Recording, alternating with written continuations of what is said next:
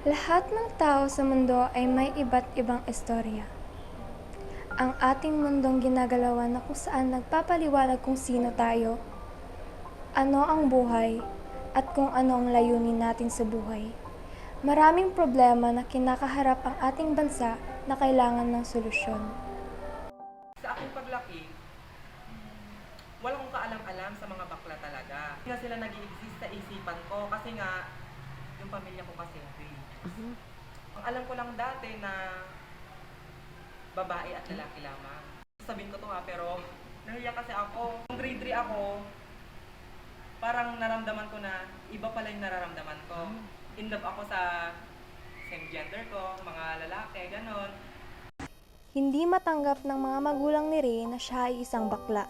Nabubugbog si Ray ng kanyang ama kung nakikita niya itong nagdadamit pang babae at sa kanilang eskwelahan. Siya ay nabubuli at sinasabihan ng hindi magagandang salita. Ano ang nararamdaman mo na hindi matanggap ng iyong mga magulang na ikaw ay parte ng LGBT? Sakit sa pakiramdam ko kasi nga sariling magulang ko hindi matanggap ang totoong kasarian ko. Tapos, binibigyan din nila ako ng Bible. Talagang pinipilit nila akong magpakalalaki. Kasi yung papa ko talaga super strict. Hindi ko alam kung galit ba siya sa akin or ano bang nagawa ko sa kanya. Hinahayaan ko na lang siya. Bilang bata, paano ito nakaapekto habang lumalaki ka? Masakit po sa pakiramdam, ma'am. Ewan ko ba? Sobrang higpit sa akin ng mundo. Parang ang hirap akong pakisamaan ng mga tao na parang yung pinapa-feel nila sa akin na hindi ako belong dito sa mundong to. Bakit parang sobrang sama ko sa paningin nila kahit wala ka naman akong ginagawang masama sa kanila. Mabait naman ako. Pero ewan ko ba? Sobrang hirap talaga. Sa lugar na ito, malimit ang mga taong tumatanggap ng taong parte ng LGBT. Kung kaya ay nahihirapan ang mga tao na ilabas ang kanilang totoong kasarian gaya na lamang ni Ray. Siya si Susan, isa sa mga nakapanayam natin, at lumaki na nakakaranas ng colorism.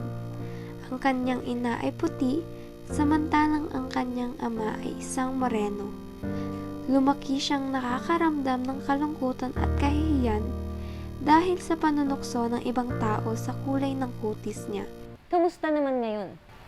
Sa paglipas ng panahon, unti-unti na nawawala ang colorism. Hindi natatanggap na rin ako ng ibang tao. Ipinanganak akong ganito at dapat ko lang ito ipagmalaki. Ano ang aral o payo ang maibibigay mo sa mga taong nakararanas din ng ganong sitwasyon? Ang aral na maibibigay ko ay tanggapin at mahalin ang sarili. Ugali, kulay, o ano pa man yan. Maraming salamat po sa pagtugon ng aming mga katanungan at sa pagbabahagi ng inyong kwento. Ang kalayaan ay may kaakibat na responsibilidad.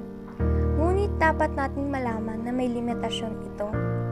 Ang paghusga sa isang tao batay sa kanilang hitsura, personalidad, kasarian, at iba pa ay hindi kasiya-siya at dapat nang itigil. Kung ang tao ay hindi mapanghusga, malaya at walang takot nating naipapahayag ang ating sarili sa buong mundo. Hindi na tayo mahihiya pang ipakita kung sino ba talaga tayo. Ang paggalang sa isa't isa, sa pamamagitan ng pagtanggap sa ating pagkakaiba at pagbubukas ng ating isipan ay ang magbibigay ng kapayapaan sa mundo, kapayapaan sa ating sarili, at kapayapaan sa loob ng iba. Pagmamahal at pagtanggap ang siyang susi sa mga suliraning kinahaharap natin. Isang karangalan ang makilala ang mga taong may kakayahan at makapanayam sila tungkol sa mga isyong kinahaharap natin. Salamat at isang magandang araw.